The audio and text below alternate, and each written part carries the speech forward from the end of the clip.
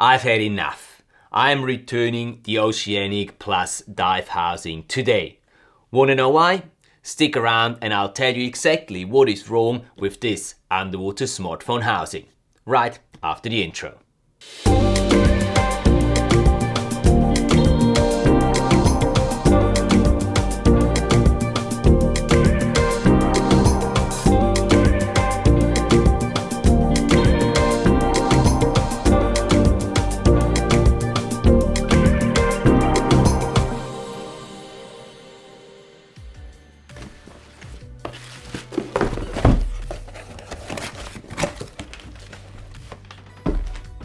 Hey there underwater image makers, happy new year to all of you.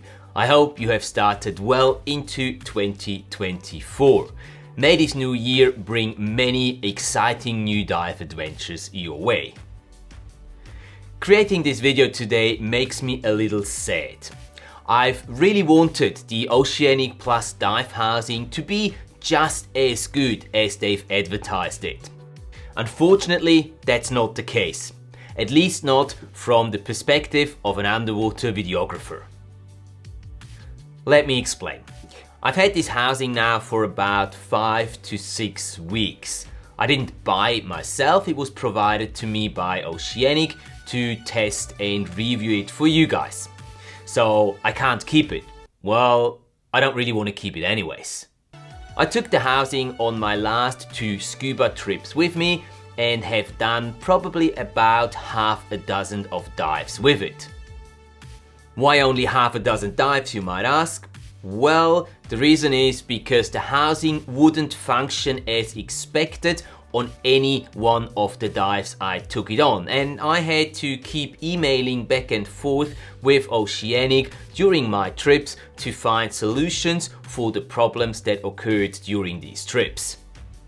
I actually felt more like a beta tester rather than someone reviewing a finished product that was being released. If you want to hear more about the issues and problems I've encountered using the Oceanic Plus Dive Housing, then please check out my previous video that I made after coming back from my Philippines trip.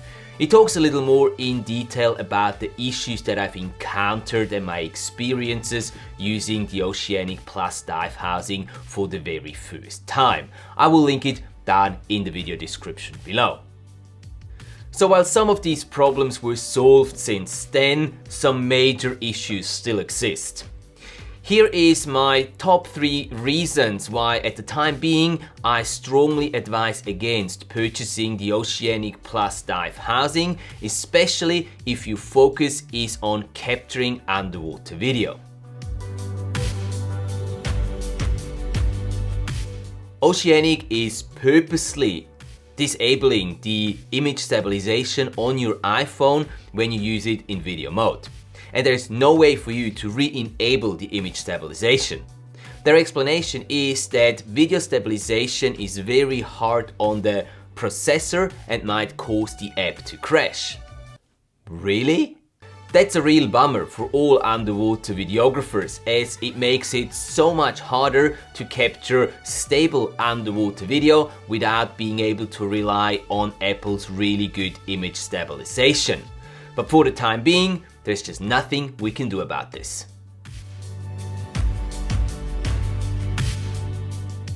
The Oceanic Plus app doesn't allow you to record video in the ProRes format or Apple's new log picture profile.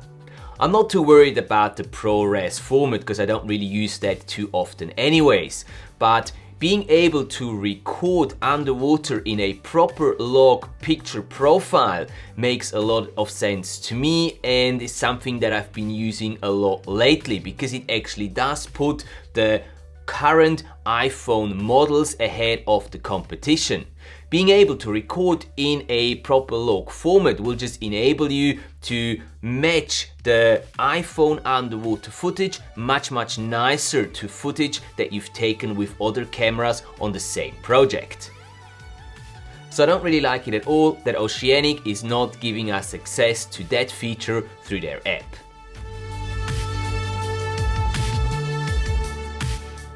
At the time of recording this video, there is no accessories like red filters, wide angle conversion or macro lenses available for the Oceanic Plus Dive housing. Sure, the automated color correction should take care of giving you appropriate colors, but for that it should be working properly, which it isn't.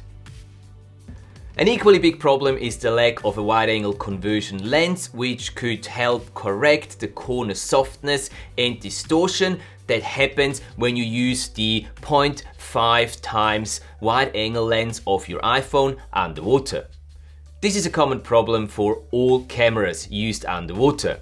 As soon as you use a wide-angle lens behind a flat port, you will end up with some unpleasant corner softness and distortion.